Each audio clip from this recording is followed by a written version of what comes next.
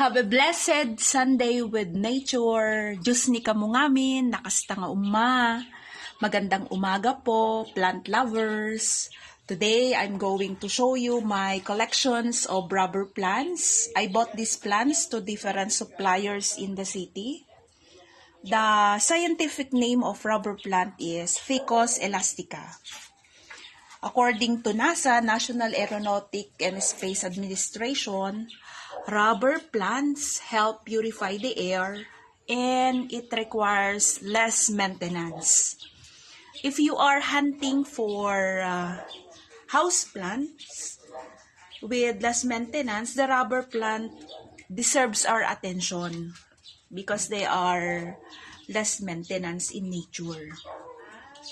If you love plants, you instantly lift your mood and it adds life to our homes. The rubber plant have large leaves, you notice that. That can absorb chemicals and bacteria that is harmful to our health.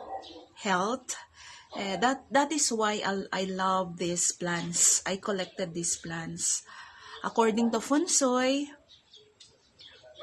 these plants fosters fortune and abundance. At first, when I asked how much does rubber plant cost, 1.5 to 1.2 before, 800 like that. Now you can buy rubber plant at minimal cost, 500 to 450, and there are also 250 like my Melanie rubber plant.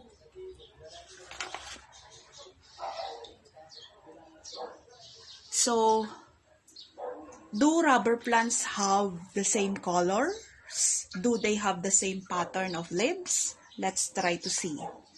So, as you can see, it has a dark, glossy leaves, and it has a pointed tip. Yan yung, this one is the apex. And as you can see, the reddish sheet where the new leaf will come out.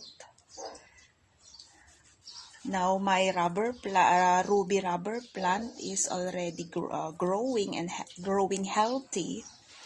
And this is the newly bought Melanie rubber plant with a new leaf coming out. If you notice, the leaf of this rubber plant is small compared to my Black Prince, which is bigger in size. Okay. So, another rubber plant is my ruby rubber plant. And look at the pattern of the leaf. Reddish midrib with on the side, on the blade, it's reddish in color, the blade. And so green, this one is so green, dark green. This is my compacta with a new leaf.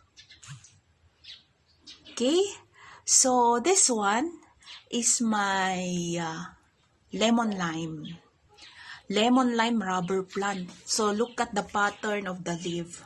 The veins are very visible with the green midrib. Okay, and let's try to look at my tinike. From my supplier, so nice again and so attractive.